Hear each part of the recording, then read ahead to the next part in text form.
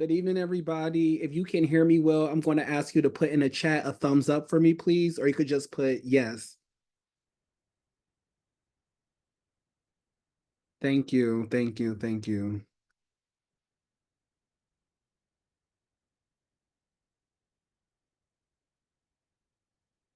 Perfect. So there's a couple more people joining in. So it's 6:31. I'm going to start everything at 6:33. So we'll start the webinar at that point, okay?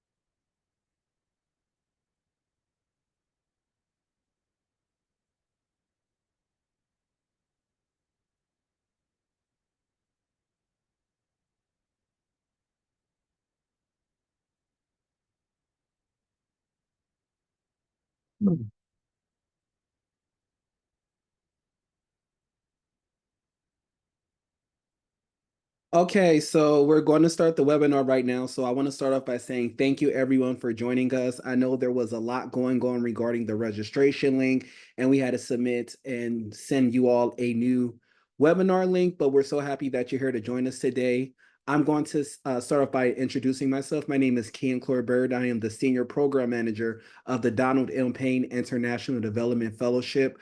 I have met with several of you already, whether in person or through Zoom. But if you've never met me before, I hope to meet you soon. I will put my email in the chat at the end of the webinar. So please feel free to take that information down if you do not have it. And if you want, I'll be happy to schedule a separate webinar or even an in-person visit with your institution. Or if you have any questions, please feel free to email me, okay? With that being said, I'm going to start our presentation. So this is again the Donald M. Payne International Development Fellowship.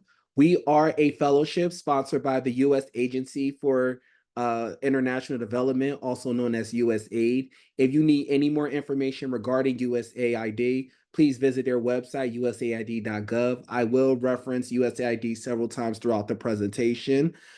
When a fellow goes through the Donald M. Payne International Development Fellowship, they are preparing for not only career development, but they're also preparing for a career as a Foreign Service Officer with the U.S. Agency for International Development. So it's very important that if you are not familiar with USAID, but you're interested in the Payne Fellowship, I highly recommend that you visit usaid.gov for just more information.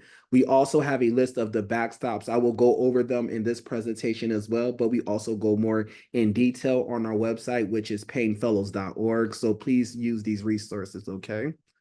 So I know you all have your mics muted, but if you have any questions, I'm going to take stop several times throughout the presentation, and you could just type in the chat box and I will read out your question out loud and I'll be happy to answer them that way, okay?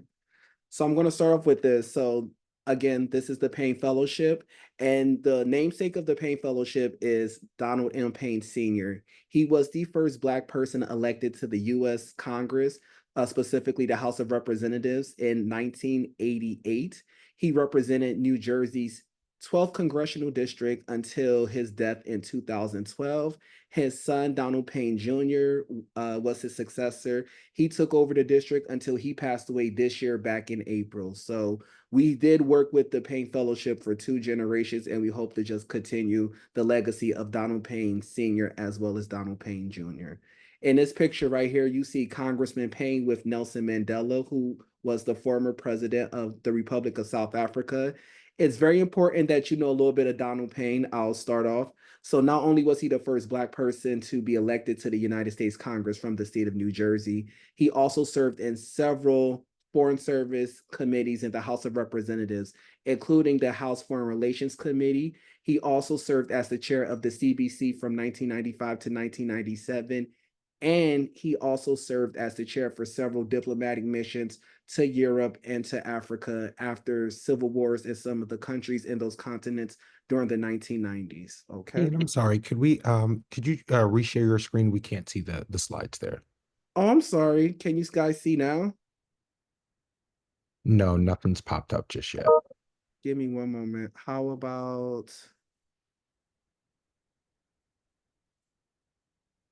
can you all see it now? Yes, it's Okay, yes. perfect. I apologize, everyone, if you couldn't see it. But yeah, so this is, of course, the late Congressman Payne Sr. with the late President of South Africa, Nelson Mandela. And during several trips to Africa and throughout the world, Congressman Payne went and, he's met and visited Nelson Mandela as well as other statesmen and stateswomen throughout the world, in the developed world as well as the developing world. So, what is USAID? Again, if you don't know about USAID, I highly encourage you to visit its website, usaid.gov. But USAID is the United States government agency that leads international development and humanitarian assistance efforts to partner countries. So, USAID is a federal agency. So, you've heard of Department of State, Department of Treasury. Those are departments. They also are called agencies as well. USAID is not a department. However, the head of USAID, the administrator, is selected by the president. So the current administrator of USAID is Samantha Power, and she will have that position as long as President Biden or whoever the next president will allow her to be in there, or until she decides to resign. But this agency is responsible for making sure that developmental aid goes to countries in Asia, Africa, Europe, Oceania, South America, and the Caribbean that are considered developing countries. So countries that a lot of you all used to hear were called third world countries, or countries that, have a lot of instability regarding economics, or their governments are unstable, or they were assumed to be unstable. USAID has a presence in those countries, or at least most of those countries. There are over 100 different missions or USAID offices in over 80 countries in the developing world. And the mission of USAID is to work with the people in those countries. So those are their statesmen, or their engineers, their doctors, their public health officials, people in those governments in positions of power, or people that have resources. We work with them to make sure that the infrastructure in those countries, improve, so those countries become self-reliant and don't have to rely on foreign aid as much as they usually do, as of right now. So for example, let's say Mozambique.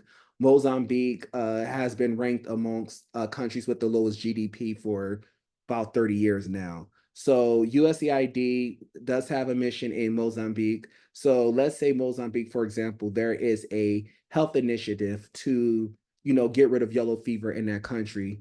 USAID will not only send money to Mozambique, but they will also send trained professionals with expertise in education and public health to go over there and work with the doctors, the nurses, and the public health officials in Mozambique to eradicate yellow fever. So it'll stop killing the people over there. And also the country won't have to spend as much money on yellow fever and combating it. They could spend that money and use it elsewhere on infrastructure, education, or any other sectors of their government and their society that needs attention. USAID efforts provide humanitarian assistance. So, like again, the example that I just used, they also, provide funds to reduce poverty. They also want to strengthen democratic governance. So we do have a backstop in USAID that I'll get into later, called crisis stabilization and governance. And these are people that are experts or at least have a lot of knowledge on geopolitics. So they'll help these countries, figure out ways to make sure that their societies that their societies come together, work together. You hear a lot in countries, specifically in Europe, Africa, and Asia. There's a lot of inter-ethnic conflict. So the importance of a crisis stabilization and governance officer in those countries is like, okay, well, let's resolve this by doing X, Y, and Z. This is the reason why this is happening. They'll work with the people in those countries that also have that expertise to make sure that this inter-ethnic conflict doesn't continue for generations to come and destabilize that country. So that's the importance of democratic governance. We also help advance economic opportunities to help achieve progress beyond programs. So we don't want to just keep sending money as USAID. We want to make sure that these funds are going to infrastructure and it's also building up a middle class, and people that can, have expertise in these fields in the future. So these governments are not relying on foreign aid as much or at all. Okay. So what is the Payne Fellowship? So we are a pathway program to the USAID Foreign Service. So with the Foreign Service, you have to have a master's degree. As we all know, education is very expensive in this country. So having a bachelor's degree is already, you're exhausting probably so many avenues for financial assistance or from your family or even personal savings. So usually there's not a lot of money for graduate school. So programs like the Payne Fellowship, what we do is we provide funding towards someone who's interested in a career in the Foreign Service, specifically with USAID, to get their master's degree. So we do provide up to $104,000 towards your graduate school education. I will break down that figure later on in the presentation. In the back of the screen, you see some of the work that USAID does. So again, I brought up public health work in Mozambique. So you can see an example of a USAID officer, a public health official, or assistance officer, excuse me, give a vaccine to a child. And on the other side, you see children in Guatemala on a agricultural project led by a USAID environmental officer. Okay. So foreign service officers, they apply their technical knowledge, program design, and management skills to promote and demonstrate democratic values abroad. So basically what they're doing is they're using their expertise and their experiences to help the people that are working in developing countries on rebuilding or building up their infrastructure. Foreign service officers work with a diverse range of colleagues in environments that can be unfamiliar and challenging. So for so long, a lot of people thought foreign service automatically meant, politics, government. You have to have a liberal arts background. The good thing about USAID and the Payne Fellowship is there are a diverse range of opportunities within a USAID foreign service. There's agricultural, environmental, public health, liberal arts, and even economic backstops and fields that you can pursue in the USAID Foreign Service. And what do I mean by that? These are a list of the Foreign Service officer positions or backstops within USAID. So if you want to take a minute, I'll stop. I'll let you all read that. And then I'm going to go into the chat and see if you all have any questions. Again, a full list of our backstops and their details can be found on our website, paynefellows.org. But for example, an agricultural officer, so someone that is going to graduate school, they're pursuing a degree in food science or agricultural science, and they want to work in a developing country that may be facing drought or a lot of desertification. How can you combat that and grow food in these countries, especially countries that have a population boom? An agricultural officer will be beneficial. Private enterprise officers, if a country is trying to build up their middle class and entrepreneur class, private enterprise officer will be beneficial. Same thing with population health and nutrition officers. With these population booms, there's more diseases going around, especially in urban areas. So you need people to work on, vaccines or programs to eradicate illnesses that are pretty much eradicated in the developed world, but they're still prevalent in these countries in the developing world. Education officers, education is important. So we need people that are interested in, teaching, but maybe not in the United States, but maybe teaching abroad or work on education policy in developed countries. And humanitarian assistance officers, these are people such as nurses or people going to school to get their social work degree, but they want to work in vulnerable populations outside of the United States in the developing world. A humanitarian assistance officer will be perfect with that experience. Okay. So I'm just going to go to our chat and see if anyone has any questions. Okay. So I'm going to stop sharing the screen for a minute. And I see we have a couple questions. Okay, so someone actually sent a question. They said, how many backstops are in the USCID Foreign Service? So we have about 12 backstops. Every year there's going to be a new backstop, or every other year seems to be a new backstop added and another backstop taken away. Sometimes some of the backstops are oversaturated, but the ones that are listed in the presentation that I just showed, and I'm going to put it back on screen in a minute, they tend to be ones that constantly need people. So if you see that backstop listed on this presentation, USAID Foreign Service definitely needs someone in that backstop, okay? All right, that looks like that was the only question, so I'm going to go back. I'm Oh, hold sorry, on. Ken. I see it. I In see the it. Thank Q&A. Okay. Thank you. So someone says, what if certain backstops are not available to select within the application? Example, program officer, crisis stabilization and governance officer. So those backstops will be selected. However, if you do not have, if if you are selected as a Payne Fellow and USAID comes to us and say, hey, you know what, that backstop may be saturated or oversaturated this year, we will try to work with you to find another backstop that's related to that backstop that you want to pursue. So again, a lot of people go to crisis stabilization and governance officers because these people may have a political science or a liberal arts background.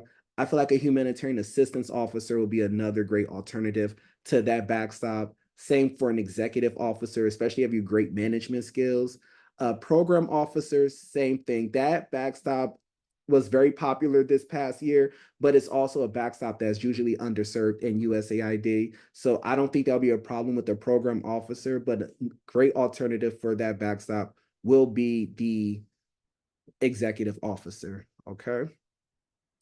Next is they said, which backstops have the lowest number of service officers?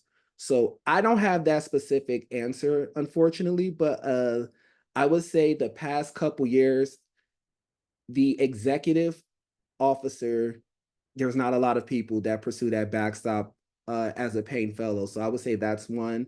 Another one is, surprisingly, we haven't had a lot of population health and nutrition officers. We've had some, but it usually ranges from 2 to 4 officers per cohort. So that's another one.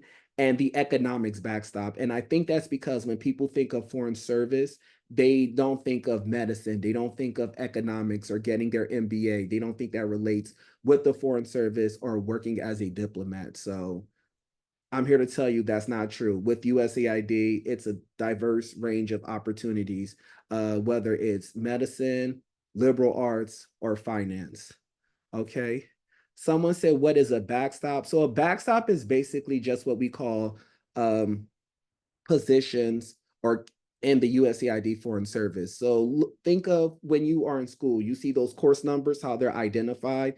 They have CRN, or based on the subject matter, it might be DIPL if it's a diplomatic course, or if it's a nursing course, it's NSN. Well, backstops, that's how we identify uh, career opportunities within the USAID Foreign Service. Okay. Someone said, is there a list of preferable education concentrations for each backstop for grad school? So no, there is not a list of preferable education concentrations. What I would recommend is if you have any specific questions, please reach out to us. But as far as education concentrations, I would say look, if you want to go to grad school for education, decide which field that you want to be in. There are some schools that have international education as a major or a specialization, but I think education is it could be very broad. So I would say reach out to us so we can speak. I can give you specific answers with that. All right. Someone says, in the pamphlet flyer that was attached in the chat, I do not see the economist, excuse me, backstop. Is that backstop oversaturated? So now, do you want to answer that? Because I just saw Yeah. that you posted something. Yeah. Yeah, it's not that the backstop resource is what USAID has made available at this time with additional information regarding um, um, some of the backstops. As additional backstop resources are become available, they will be shared via the Payne Fellowship website. And again, in future sessions like how we had here, it's not to mean that that is an oversaturated backstop. We're just providing the backstop resources that were given to us that are publicly shareable information. Okay, thank you, Nye. Someone else, I believe it's one of our USAID colleagues, they said we need EXOs. So those are executive officers and controllers in the agency. So executive officers, again, are great people with management. Controllers, I believe by that's contracting as well, contracting officers there. okay, I didn't see that one, but this person said exos and controllers, but Mhm. contracting is another one. So yeah, so those are three backstops right there that USAID, who's on this chat, they said that they need people. So there you go right there. Another person asked, must you be a current student for the Payne Fellowship? I'm a recent grad. So again, on our website under our eligibility criteria is you must be a graduating college senior or a college graduate to apply for this fellowship. So the year after you apply for the fellowship is when you will be starting graduate school. So for example, anyone that's interested in applying for the fellowship this year will be starting graduate school fall of 2025. If you want to apply for the fellowship in 2 years from now, in 2026, that means you'll need to be starting graduate school in fall of 2027. Because of the timeline of the application process and of the fellowship, which I will get into later, you have to apply for this fellowship the year before you apply, excuse me, the year before you start graduate school. So that's how that works. Do you need an academic reference or can they all be professional? So I will answer that at the end of this presentation. I do have a section or a slide regarding recommenders, but I will say this. If you graduated more than 5 years and you do not have a connection or any type of um, what were communication with anyone from undergrad, excuse me, then we could accept two professional references, but we prefer one professional reference and one academic reference. Okay, someone asked, how many environmental officers were had in the past cohort? So if you're talking about the past cohort, the 2024 cohort that was selected, I believe we had one one environmental officer, and he's attending Yale University. And then Penelope Thomas, who's the DDIR of the Southern region, she says we need contracting officers as well. So, all right. So thank you. And someone also said, what major and minor would be recommended for an EXO backstop? Again, if you want anything specific, information regarding the backstops and related majors or programs, I highly recommend that you go to our website, which is paynefellows.org. There is a subsection that says about us. You will scroll down and then you'll see foreign service officer positions. And from there, you will get detailed paragraph on each backstop. And you will also see relatable majors or degree programs for each backstop. Okay. So, and there's a couple questions some of you asked in the chat. I'm going to ask you to please, hold off or please visit our website. Someone just asked how many people are in the cohort. The past 2 years, we've had 30 fellows, but this year it's up to 30 fellows. So we'll be ranging between 20 to 30 fellows this cohort. Okay. So now I'm going to return to our presentation and I will stop again in a few moments.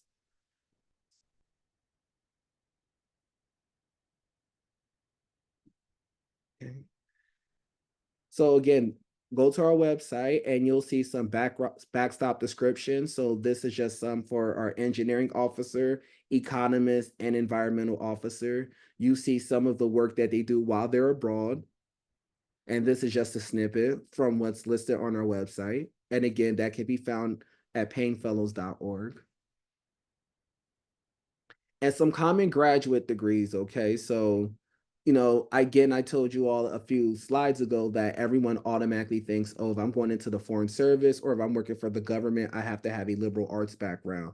And I'm telling you, well, that is not the case. So here are some common graduate degrees that we've had over the past 12 years of the Payne Fellowship: public administration, public policy, public health, business administration, international relations, global human development, engineering, environmental science and management, economics, agriculture itself, education, contracting, and urban planning. And what I'm going to do is I'm going to say the backstops for some of these, okay? So a public policy or MPP, that would be a great environmental officer, or excuse me, not environmental officer. It would be a good EXO and executive officer, but based on the specialization of that public policy, that's a backstop. So let's say, for example, you want to focus on health public policy. You'll be a great population health and nutrition officer. Same thing with public health. Business administration and MBA, that would be an economics officer or an executive officer. International relations, global affairs, crisis stabilization, or humanitarian assistance. Engineering officer. Environmental science and management, that would be a great environmental officer. Whereas agricultural economics, that person would be good for an agricultural officer, because even though the word economics is in there, it still deals with food and food security, as well as getting funds and allocating funds regarding agriculture and food security. So that would be agricultural economics. That would be an agricultural officer. Same thing with agriculture. Education would be an education officer. Contracting will be a contracting officer. Or if you're pursuing an LLM, which is a Master of Laws, that would be a good, backstop for an LLM would be a good foreign service officer for the contracting backstop. Urban planning, that would be more humanitarian assistance, but that can also fall under program officer. So, because this deals with infrastructure, or even an engineering officer.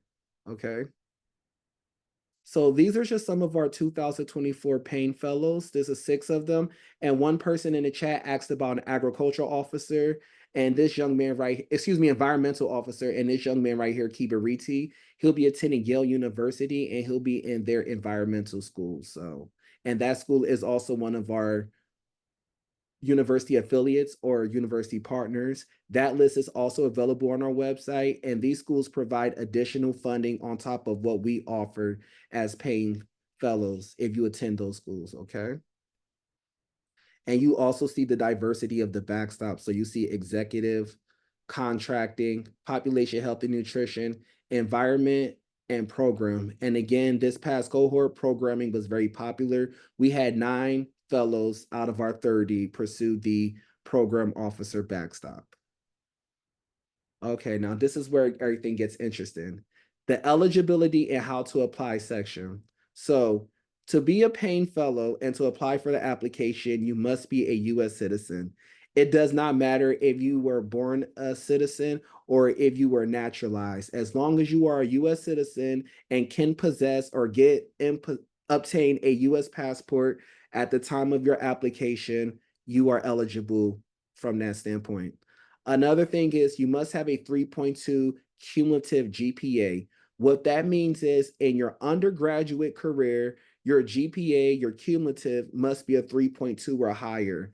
Unfortunately, we cannot round up. I've had to, decline people that had a 3.18 GPA. 3.2 is very important. So that's why if you are aware of this fellowship and you say, hey, you know what, I'm not eligible, you might be a college junior or you're not graduating for a couple years, keep in mind that you want to get your GPA above that 3.2. If it's already there, keep it above that 3.2. So by the time you apply for the fellowship, you're like, okay, I'm good. Now, some people might have a 3.1 GPA and they say, hey, by the time I graduate from my program, my undergraduate program, my GPA will be a 3.2. Unfortunately, you will not be eligible. That 3.2 GPA must be reflected in your transcript and your records at the time of application.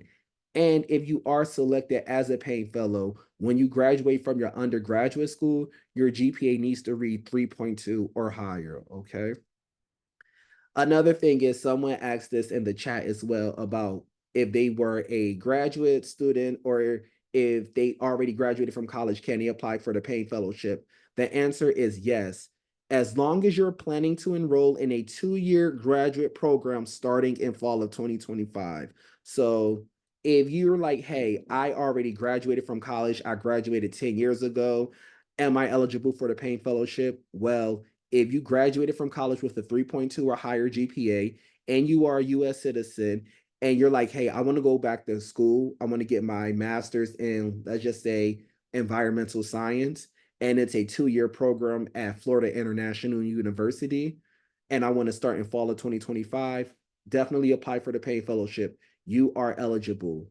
The Foreign Service has a rule. You cannot be sworn in as a Foreign Service officer if you are over the age of 60. So unfortunately, well, fortunately, we have a big age range. But if you're about 57, 58 years old and you're thinking about the fellowship, unfortunately, you will not be eligible because by the time you apply for grad school, get accepted, and complete your graduate program, you would have reached the age of 60. So I tell everybody, as long as you're under the age of 56, that gives you time to start graduate school. And that'll be a year from now. So you'll be 57 and then 2 years of graduate school, 57 plus 2 is 59. You're still under the age of 60. So you can apply for the fellowship up to the age of 56 years old, okay? And you meet these 3 eligibility requirements that you see on the screen. So what is some of the components of the application that you'll need? So we need 2 letters of recommendation. So again, as I previously stated, 1 letter has to be from a former professor or faculty member. However, if you graduated from college more than 5 years ago and you do not have any communication with a former professor or faculty member, we can accept a second professional reference. That professional reference can be a boss, a colleague, a former boss or former colleague, or someone that you work with in a volunteer program or any type of project or program that you worked on after you've graduated from college or during your collegiate career, that's fine. An official transcript from all colleges and universities attended. And yes, you've all read that right. Official transcripts are needed. Why? Because official transcripts provide GPAs. Official transcripts also provide the number of credits. So some people say, hey, I think I'll be graduating in May of 2025, so I'll be eligible for the Payne Fellowship. But if I see something like, oh, you only have 79 credits or 80 credits, it's pretty impossible to finish 40 credits successfully in one academic year. You might have to stay an extra summer. And unfortunately, due to the timeline of the Payne Fellowship, you have to be graduating by May of 2025 because there is a summer internship before you start graduate school in fall of 2025. And I'll get to that later. So that's why those official transcripts are needed because we see everything with those. And it just, answers so many questions. There is a personal statement that is needed, that is required. It must be 600 words or less, and it details your reasons for applying for the Payne Fellowship. So we want to know what about the Payne Fellowship interests you? What made you say, hey, I will be a great Payne Fellow? You also must answer why you want to work for USAID. There's other agencies that have foreign service officers. So what about USAID and what about the Payne Fellowship speaks out to you? Also, it's important that you connect your experiences as well as your interests to the Payne Fellowship and to what USAID does. So, for example, if you went to Tuskegee University and you went to school for agricultural sciences at Tuskegee, and Tuskegee is in a rural area, so maybe you worked on a program with the USDA and with farmers in that area to secure funding for their programs, then you can talk about that, what you've done in that program, and how it interests you, and you want to continue to do that, but in a developing country. You could talk about that in 600 words or less, and how USAID and its diverse range of backstops, how that appeals to you, especially the agricultural officer backstop. Okay. So talk about that in your personal statement. And finally, so the Payne Fellowship school is expensive for everybody, and not everybody has the funds to graduate, or excuse me, to go to graduate school. So we want to make sure that the people that apply for this fellowship are not only, citizens who have a 3.2 GPA or higher and have an interest in USAID, but people that really need it. They don't have any more funds. Maybe they've exhausted their funds from their families or their financial aid because they went to undergraduate school. So we want to see why you're applying for the Payne Fellowship.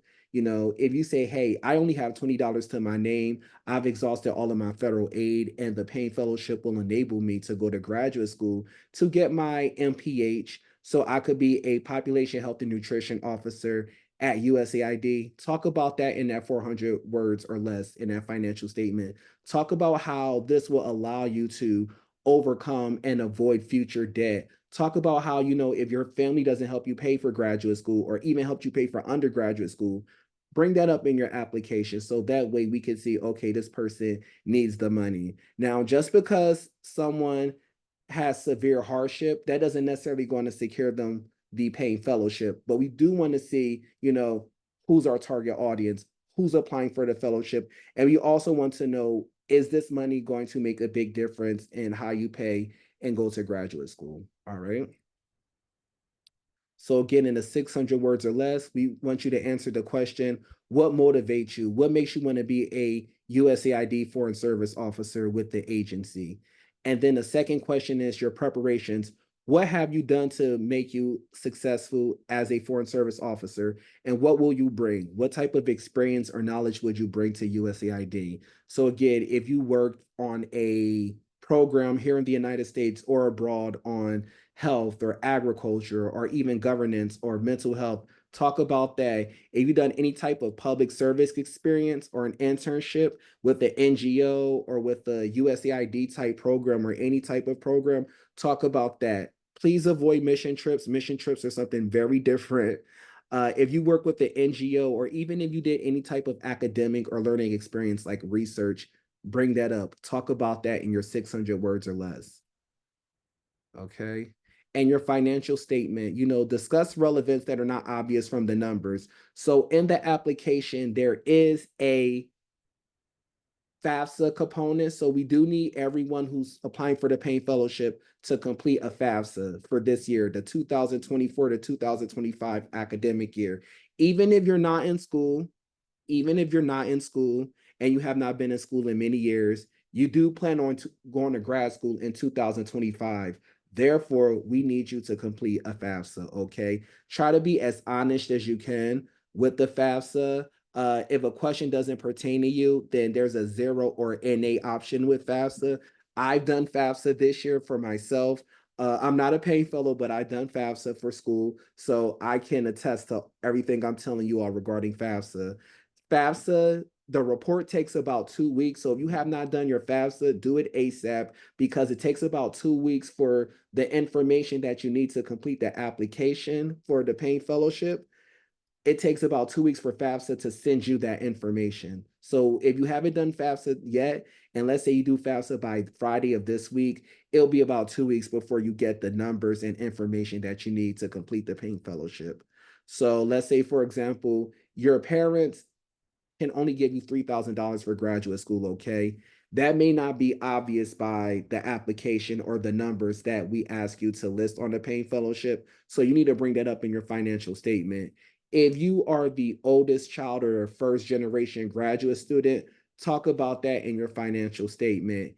If your family makes, let's say, $200,000 a year, but they have to put 4 kids through undergraduate school, and now you're talking about, I want to go to graduate school, and they're like, hey, son or daughter, we don't have money to send you to graduate school. Talk about that in your financial statement because that does make a big difference. All right.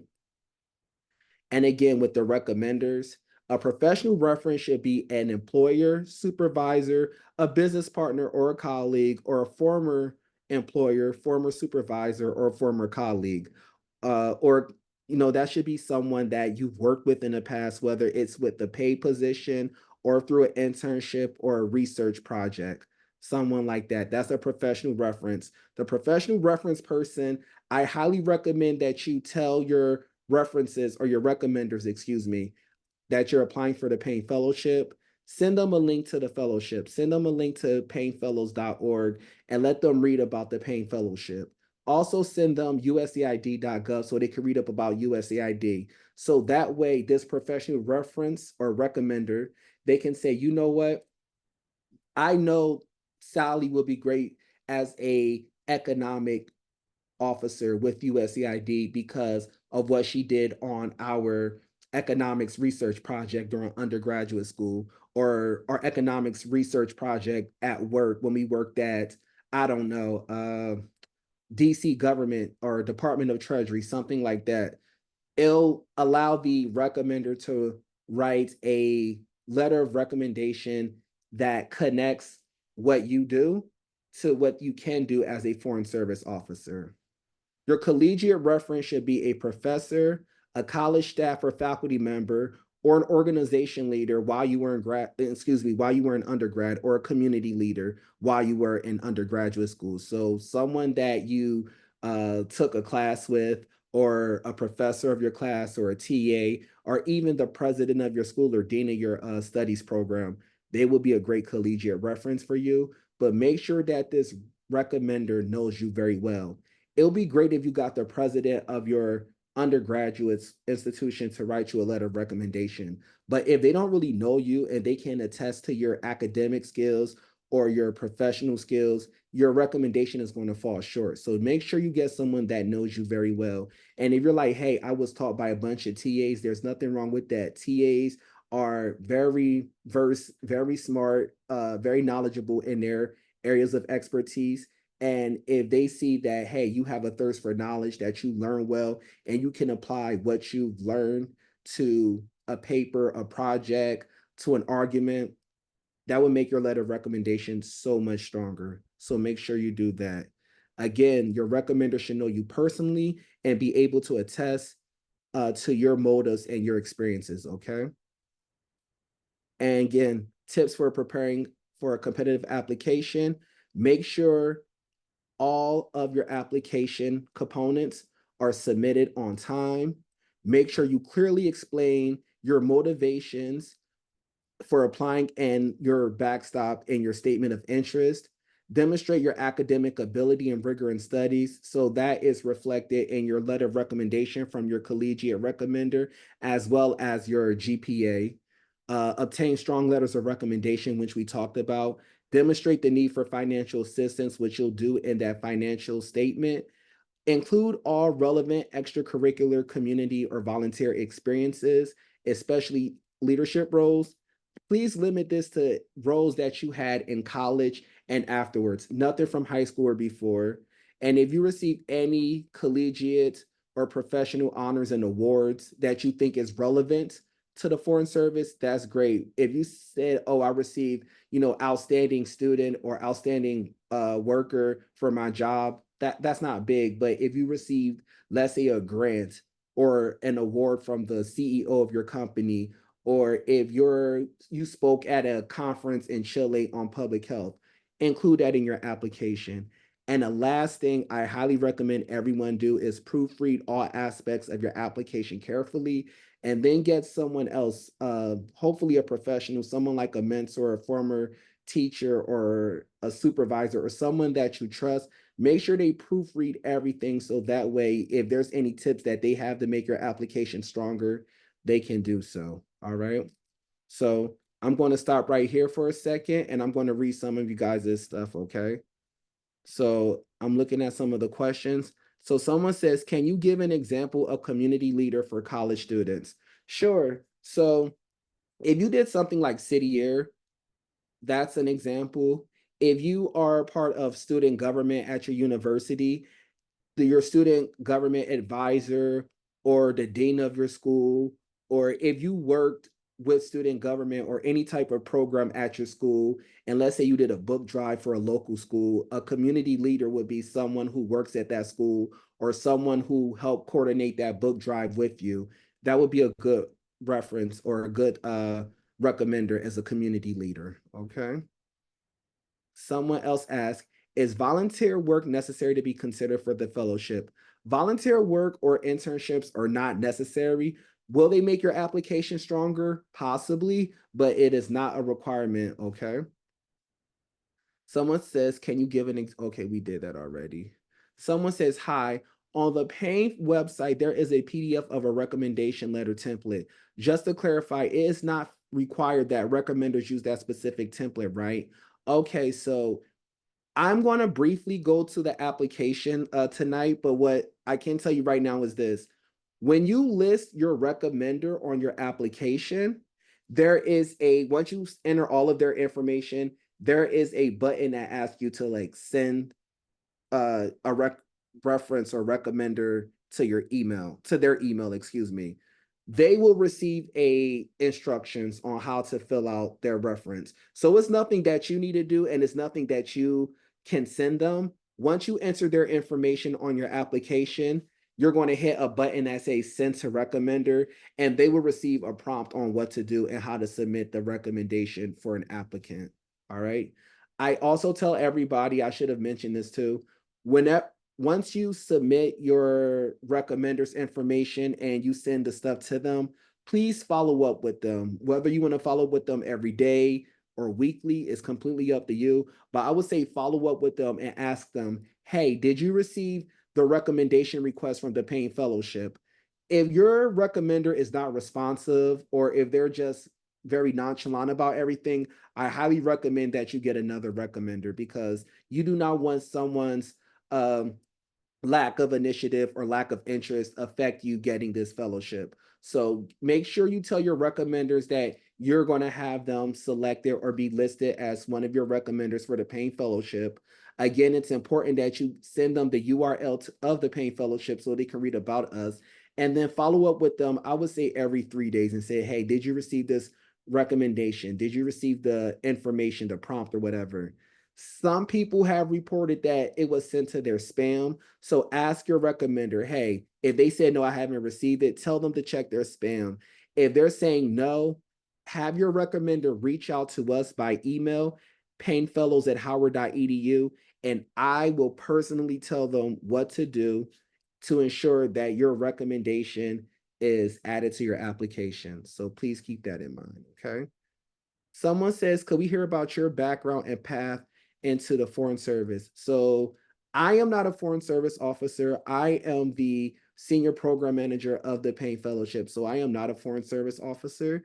However, if you want to read the testament of Payne Fellows who are now in the Foreign Service, you could go to directory. We do have a directory of all of the Payne Fellows. We've had 149 Payne Fellows. You could read their journey, their information on our website, paynefellows.org. You could also reach out to them on LinkedIn. And if you have any other questions, I'll be happy to connect you with any of our colleagues and friends at USAID who will be able to speak with you and talk to you about their journey and their experience in the Foreign Service. Okay. So someone asks, if you are interested in 2-degree programs, depending on the university, should applicants include both in the program study segment of the application? Okay, to this person in 2-degree programs, I'm assuming you mean a dual degree program. So that's one of the programs where your graduate school, you basically go straight from undergrad to graduate school. Those programs are not eligible. Uh, if that's not what you were asking, just feel free to email me or stay on the call after this, and I'll be happy to answer your question regarding that. But from how I read it, is that's one of those dual degree programs where you do 4 years at undergrad, 1 year in graduate school, or 3 years of undergrad and 2 years of graduate school. If that's the case, those programs are not eligible. It must be a separate 2 year graduate program. All right. Someone asked, I looked at the application and I see there's a rigorous medical standards that must be met. Can you elaborate on that, please?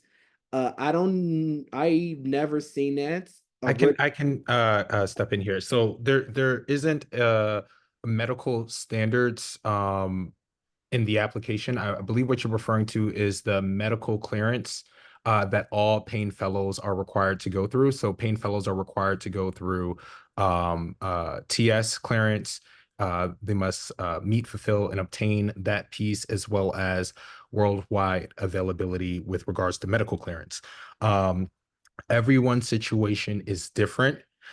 We do host later sessions for those who are selected as fellows with our colleagues at USAID, but we cannot discuss more in depth with regards to that process, as that process is handled by state med. Um, but it is important to know that you will, if you are selected and awarded the Payne Fellowship, that you will have to undergo, excuse me, TS clearance. And our staff and our colleagues at USAID, again, will provide sessions on that and all the information needed to begin said piece there, as well as the medical clearance. But there are no medical requirements within the application for the Payne Fellowship. Thank you, Nye. So Nye is our deputy director, my supervisor, and my lifesaver.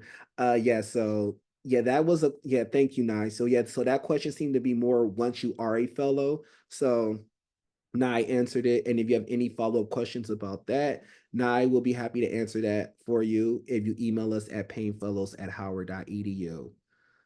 DDI Penelope Thomas says she can also speak to being an FSO if the questions arise. Thank you, Penelope. Just for the sake of time, what I will ask you to do is please put your email in the chat.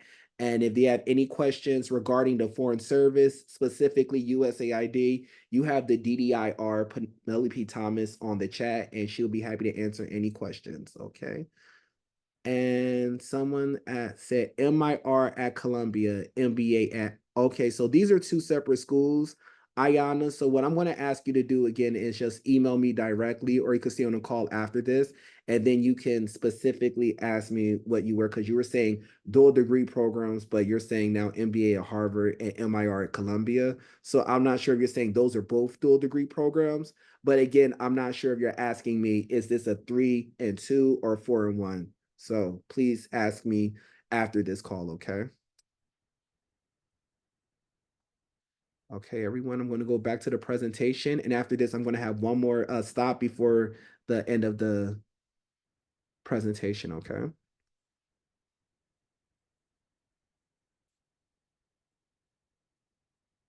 Okay, so the Payne Fellowship, the incentives.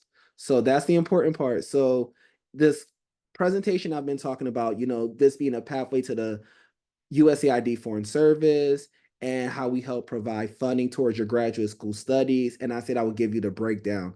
So again, we award up to 30 fellowships every year, valued up to $104,000. This $104,000 can be used to cover tuition, mandatory fees, living expenses, as well as 2 summer internships over the 2 years for the 2025 Payne Fellowship cycle. So this is how it's broken down. So $24,000 per year, or $48,000, that is sent directly from the Payne Fellowships finance team straight to the institution. This is to ensure that, the school gets their money and to make sure that the tuition is paid. So this money never touches the fellow's hands. It goes directly from us to the school. That's $24,000 per year, or $12,000 per semester. We've had some fellows that have attended schools that work on a trimester system, specifically University of Denver and the University of Chicago. Those are a trimester. So what happens is we provide $8,000 per semester. To those schools for the fellows that attended those institutions. And again, 8,000 times 3 is $24,000. Another $18,000 per year is allocated as a living stipend, or $9,000 a semester. Now, this money does go directly to the Payne Fellows. And how this works is, while you're in graduate school, we're not expecting you all to work, especially since you will be a full-time graduate school student and you will be in person. Online programs are not eligible for the Payne Fellowship. So you're taking up to 12 credits a semester. You probably don't have time to work. So this $18,000 supplements your living expenses. So if you need money to pay your rent, your food, your bills, whatever the case may be, your $18,000 is there for that. You could use that for whatever you want. And the last is the $10,000 per year or summer for your summer internship. Now, this $10,000 is including the housing and round trip transportation for your 9-week internship at the US Capitol.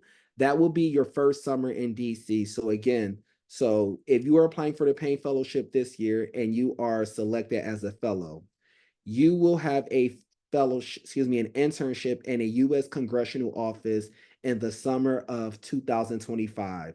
So it's a 1 week orientation at Howard University because me and my colleagues are Howard University staff, and uh,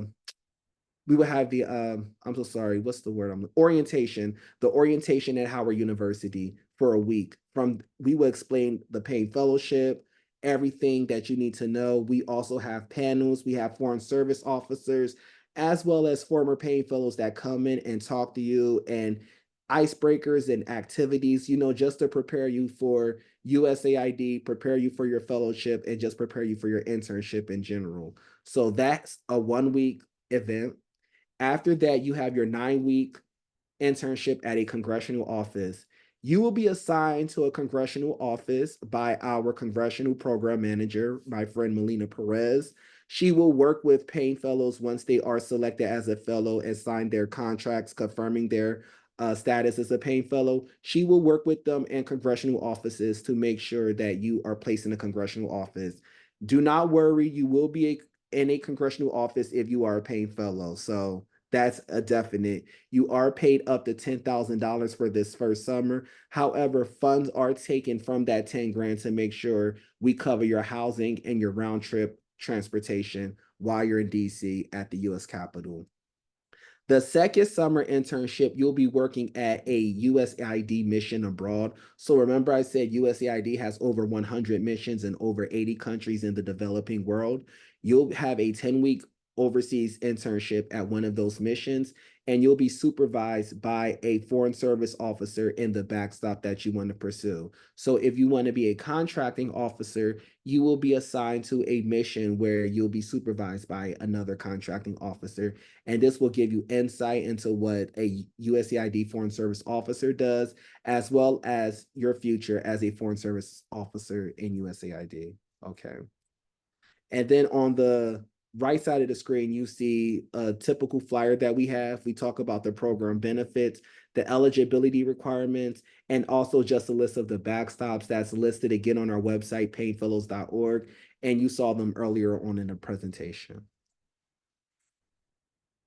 Okay, so again, how the timeline works. So the application opened a month ago on July 19th, 2024, and the deadline this year is the 24th of October, 2024 at 11:59 p.m. Eastern Standard Time. So for those of you who are not on the East Coast, excuse me. So if you are in New Orleans, it'll be 10:59 p.m. for you.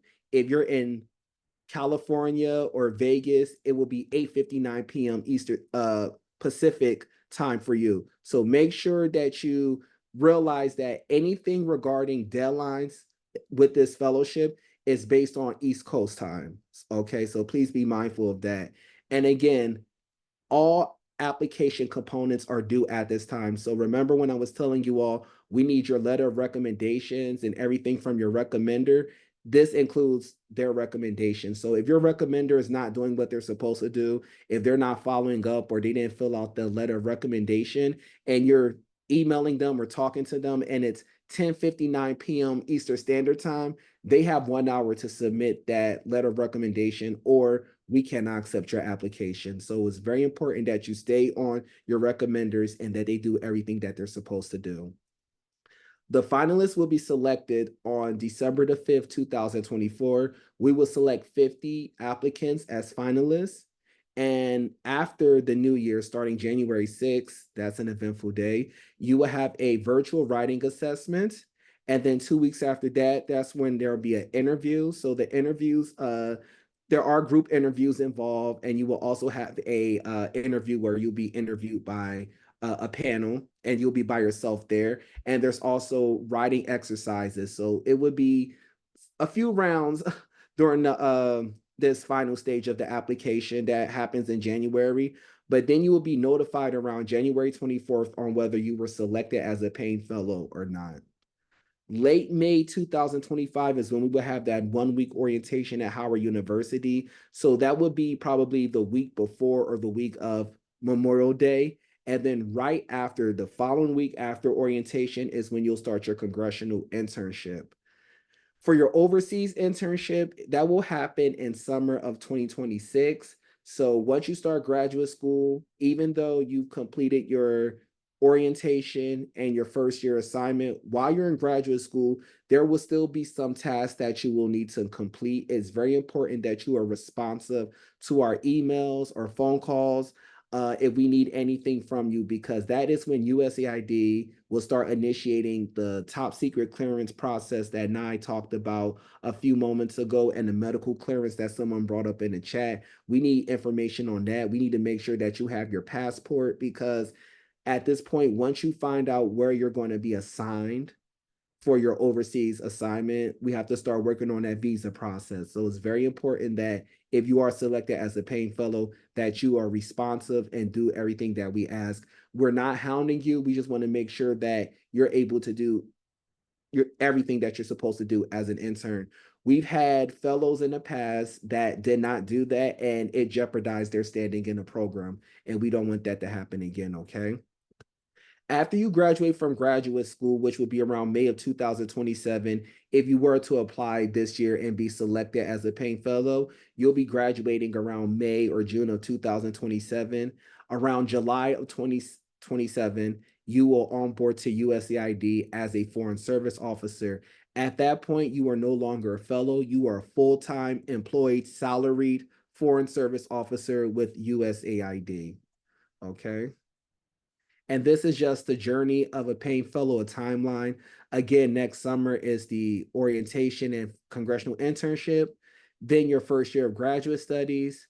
Then the second summer, you'll be at your 10-week overseas internship at a USAID mission. And then after that, you return back to the United States for your second and last year of graduate school. And then you are inducted to the USAID Foreign Service.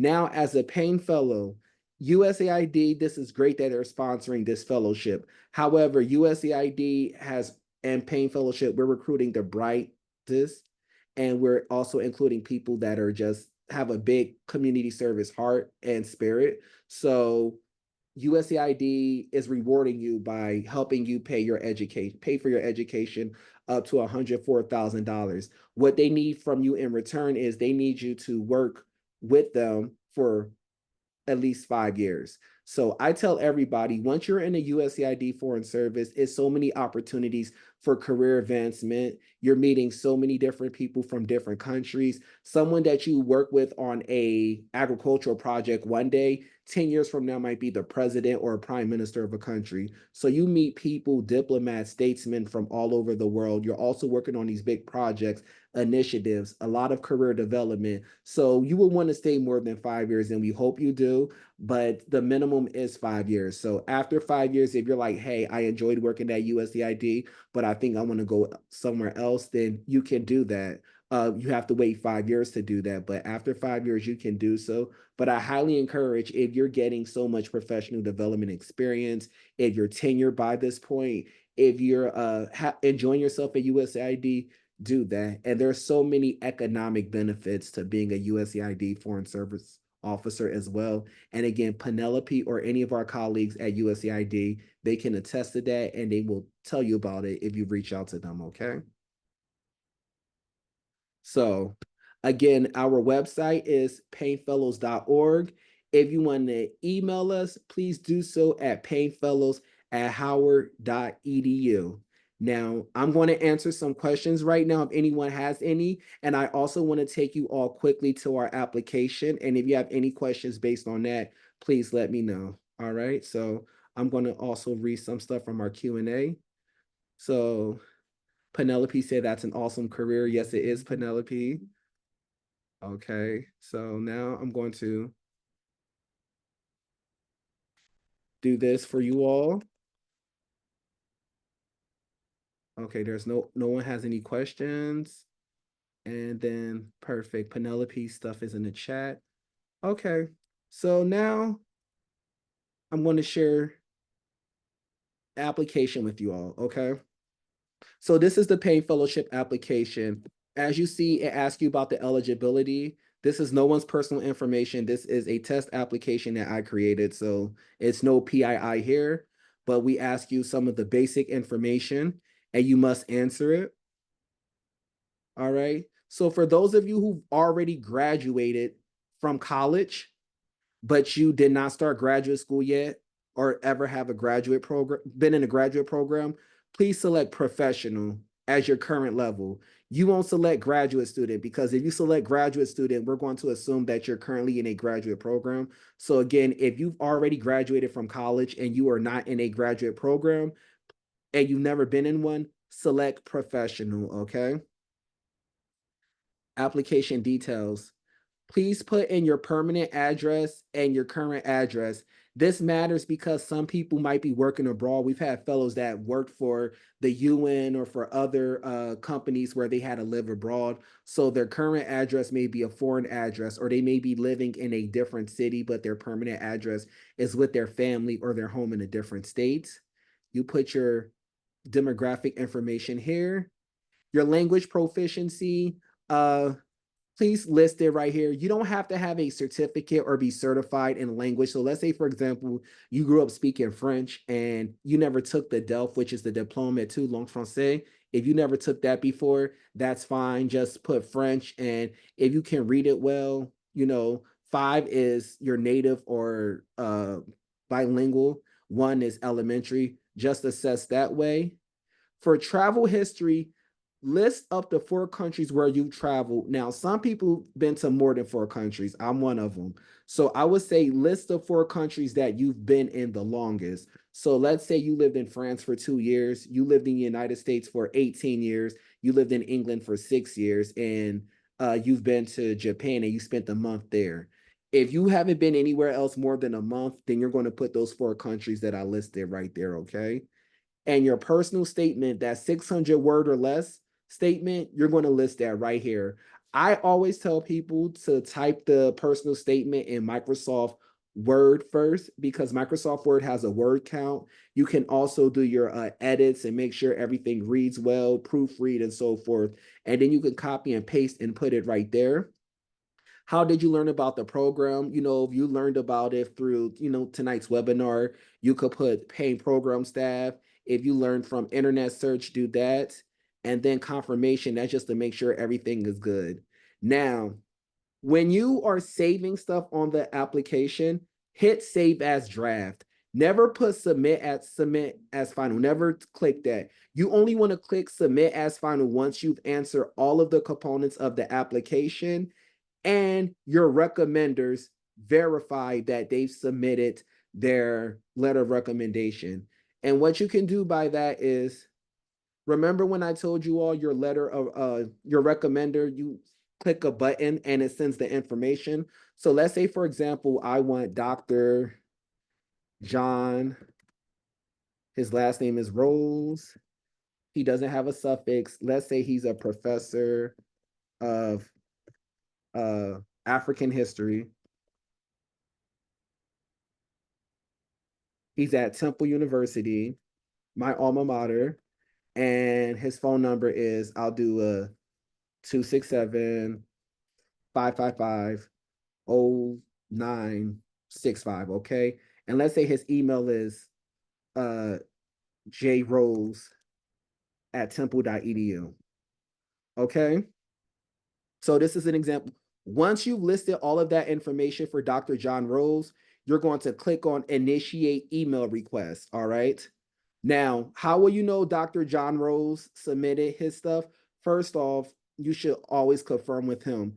But second of all, there'll be like a little font here that green says recommendation complete. Once you see that green link, like this is red, recommendation complete will be in green. That's when you know that your recommender did what they were supposed to, okay? And then finally with the uploads is this. So I had someone call me earlier today and they said that they attended 2 graduate programs. So what we need here where it says include transcripts from all university or colleges, I prefer that you if you can, if you've been to more than one school and you received more than 6 credits, we need the transcript from that institution and you received more than 6 credits. That's number one. Number two is some people, they merge their transcripts, they're merged to PDF. That's fine. But if you can or don't want to do that, what I recommend is in this section where it says include transcripts from all universities, use the official transcript from the school that you received your bachelor's degree in, upload it to right here. And then any other school that you attended, whether it was a community college or you went to another school, you can upload to your GRE school report. A lot of schools don't accept the GRE anymore, so you could just upload it to right there. If you took your GRE and you need to upload it there, then I recommend you don't put it there. Don't do that. In that case, you'll need to either reach out to me or you need to try to merge it as a PDF with your official transcript, okay? And I'm trying to see if there's anything else. Oh, institution names. This is very important. So again, I got questions from people and I tonight as well as in the past.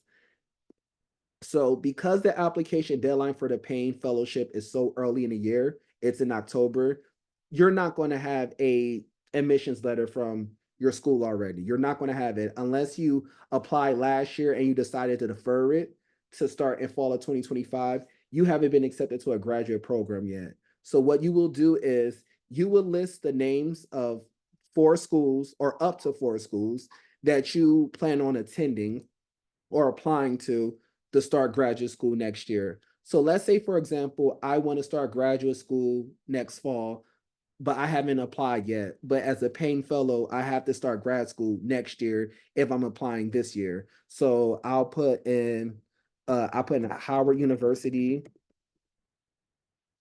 Another one will be Rutgers University. I'll do Florida International.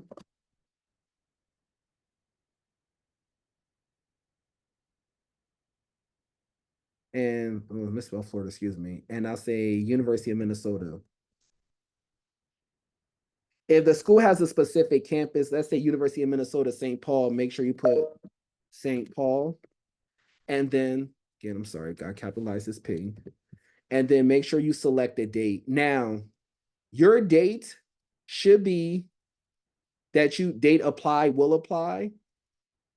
I say that you will, let's say you're going to start the Payne Fellowship application today and you plan on being done with it by October the 1st. And you said, okay, I'll be done with October the 1st, the Payne Fellowship application. October the 8th is when I'll start my grad school application for Howard and for the other schools. So you just list October the 8th for all of these. And that's how you do that. That's how that works because we need to know, even though you're not accepted to a school yet because it's early, we need to have an idea of which schools you're thinking about applying to. And we also need to see if you're serious or not, you know. And then degree details, so your program of study. So let's say, for example, you want to do your MBA at Howard. You do an MBA, or you could just type out Masters of Business Administration, and you got a list the year you anticipate in graduating from Howard's MBA program. So the Payne Fellowship is a 2-year in-person fellowship. Your graduate program must be 2 years in person at the US-based institution. So if you're going to start grad school in August of 2025, you should be graduating either May or June of 2027. Okay, that's very important. If you say something like, oh, my program is 2.5 years, or what happened if I can take summer classes, you cannot do that because there is a summer internship component of the fellowship. So you will not be able to do any of that, okay? So I'm going to stop share. I'm going to answer any questions that you guys have in the Q&A. And please ask me as many questions as you need. And if you need to run or if you have anything more specific, please feel free to reach out to us at paynefellows@howard.edu, okay? So someone asked, would you recommend we leave out the countries we travel to if we were there for only a month? So again, if I use an example. If you lived in 3 different countries, and then the 4th country you've been to, you was there for, let's say, 2 weeks, but there was never a country you've been there longer than 2 weeks outside of countries you lived in, then don't put those countries down. So let's say you've been to Jamaica, France, Indonesia, and the United States. You lived in Indonesia for 6 years, the US for 10 years, France for a year, and let's say you've been to 10 other countries on vacation, but the fourth country, would I say France? Okay, let's say you was in France for 2 months. If there was in another country you were there for longer than 2 months, or the countries that you lived in, then do not put that down. Okay, so we don't need that information. If you were there for a, let's say, a mission trip or a service trip, you could easily just include that in the 600 words or less. So that way we can see, okay, such and such been to this country as well, but it was for a service trip. All right. So someone said, how does the selection committee factor GRE scores in selection process if an applicant chooses to submit scores? So the selection committee, they choose amongst themselves. I am not privy to that. Also, GRE scores are not required. We only ask that you include them if the program that you've got accepted into and that you're going requires a GRE score. Okay, so Can I add something to that as well, Kian? sure, go ahead, Nine. Yes. So yes, like Kian said, that those are optional. They're not required, and there is no points or additional weights given to those who provide GRE scores or other test scores, right? To the application over those who do not. Where it may assist is if an applicant as well, it may help show preparedness for graduate school again, right? And especially if you are someone who is concerned about your undergraduate academic rigor or like the courses and things like that, performance in undergraduate school, and you want to provide the GRE there, but there aren't any additional points that are given to those who score extremely high on the GRE, or if they provide it or not, just as well as you would still be required to have that minimum 3.2 GPS Kian had mentioned before. All right, thank you. Thank you, Nine. And the last question is, this is a very good question. So someone asked, what if you do apply to more than 4 schools, but since there is no option to put more, and you decide to accept, you decide to go, let's say you decide to go to a school that is not listed in the application, would that be okay? That is fine. However, if you're applying to more than 4 schools, I would assume that, even though you shouldn't assume, but I would assume that you want to attend one of those 4 schools. Like if you were to be accepted into that program or accepted into that school, you will go there versus you list 4 random schools and then there's a 5th school that you decide to go to, and it's like, okay, well, were you thinking about going to that 5th school? Was that your top choice? And or what was the case? So I would say list your top 4 choice schools. Okay, do that. Now, let's say you have 6 top choice schools, like you would go to either 6. It don't matter. There's no ranking with that. And the 4 schools that you list, they all rejected you. And then one of the other 2 schools accepted you, and you want to go to one of the 2 other schools. That is fine.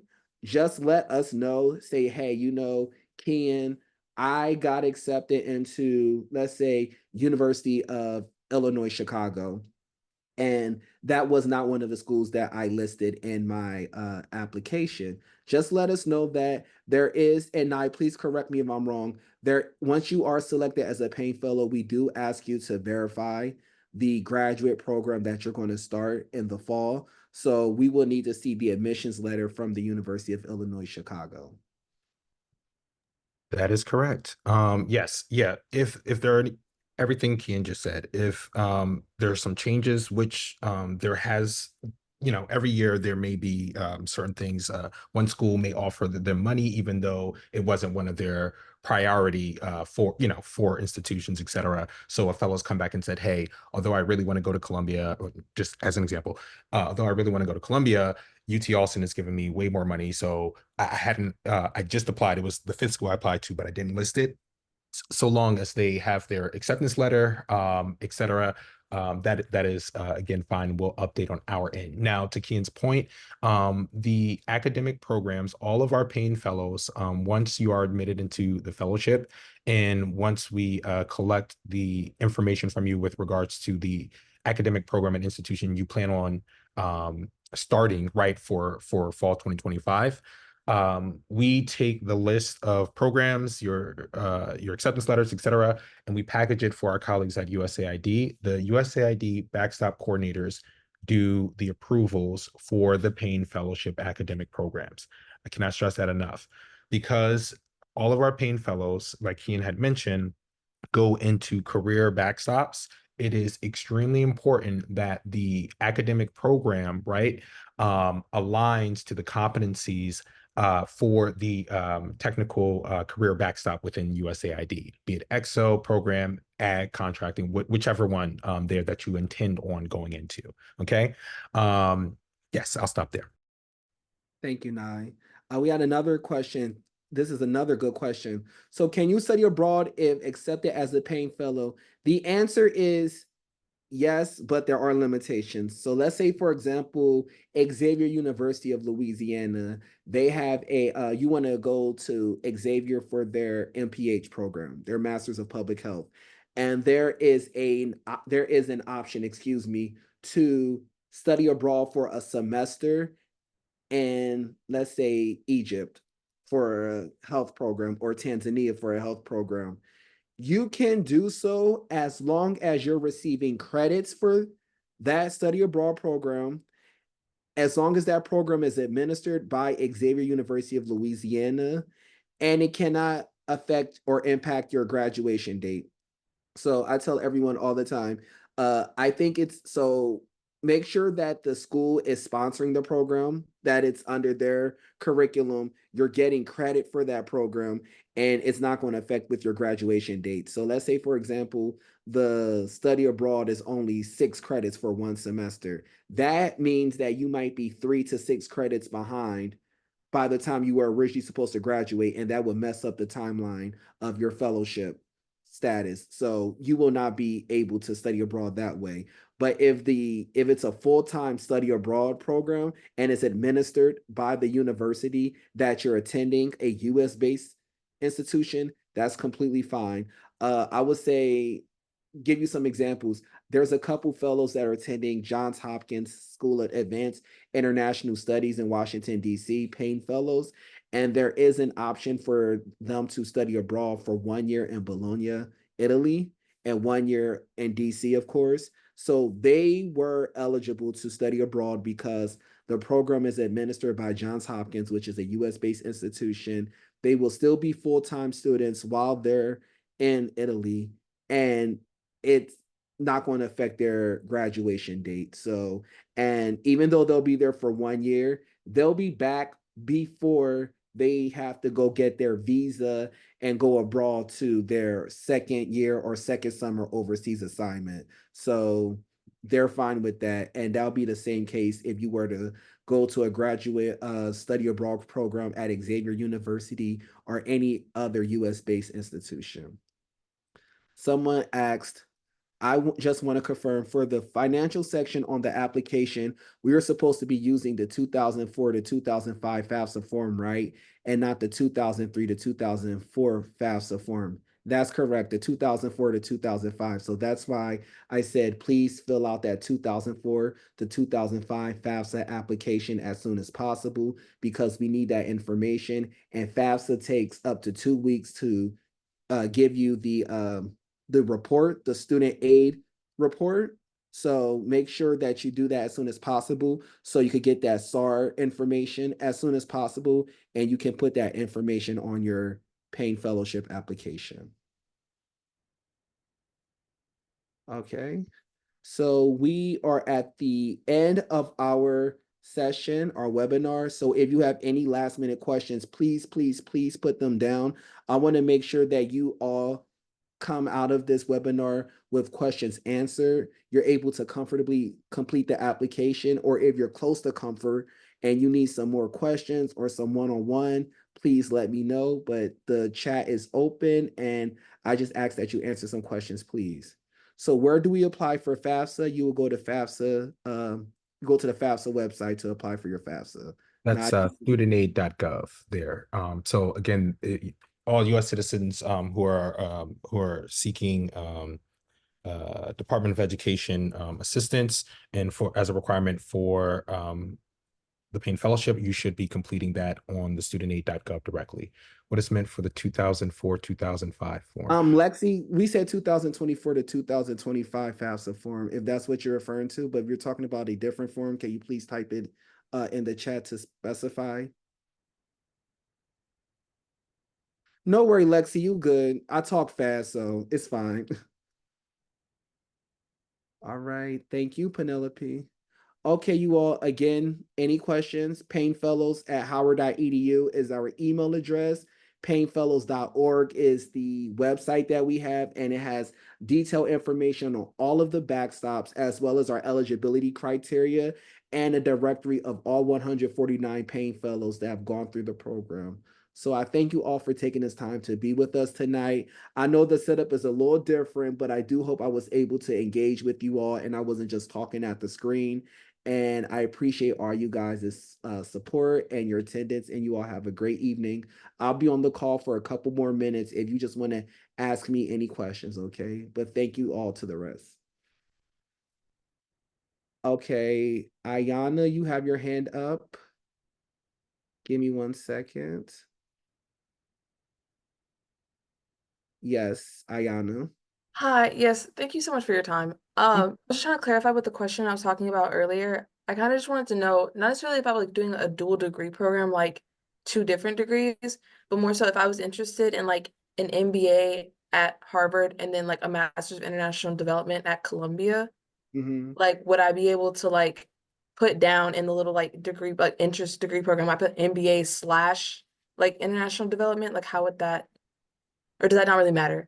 If it's as long as it's a 2-year graduate program, you Hmm. could just type down the whole thing. Now, if it's one of those programs where it's a 3-year program, or it says you can complete in 2 years, those are not eligible. It has to be a 2-year traditional 4 semester program. If it's one of those and it just happens to be a dual degree program that's in that timeline, just type that all in there. Yeah, and what I Okay. would also say, Yana, is that don't stress about it being correct there in that section, right? Because it's not a weighted section, it's not a component factor. We're just trying to gauge where the applicants are looking to go. So if you are planning on applying to 3 different schools or 4 different schools, right, and they're 2 completely different programs, that's fine. That's fine. Because depending upon the backstop, right, at one school, to your point, at if you're especially if you're looking at like Excel, right, it may be an MBA here, whereas at the other school, it might be, a more concentrated type of program might be of interest and still may be applicable for said backstop. So don't stress too much around the at this stage, the application stage, right? Like, oh, it has to be the programs or the exact ones that I'm looking to do. But to Kian's point, making sure that whatever programs that you are listing on the application though are 2-year full-time traditionally in-person programs at US based institutions. Okay, that's really helpful. Thank you both so much. You're welcome, no problem. Okay, Maim Seye, I'm gonna put you up. Yes, Maim, you can talk now. Hi, I just had another question about the financial part again. So I plan on using the 2024, 2025 FAFSA obviously, but it asked for like parents' adjusted gross income, and I didn't use my parents' information on that because I am considered independent this year. So should I just leave like that part blank or just put like zero? I recommend that you put in zero. That's what I do. Especially since you are an independent student, and I was independent in college as well. So you will put zero in that case. Oh, okay, got it. Thank you. You're welcome. Anybody else, if you have any questions, please feel free to raise your hand. We will be on for a couple more moments, then we will end the call. And if you don't have any other questions, please feel free to exit out of the Zoom.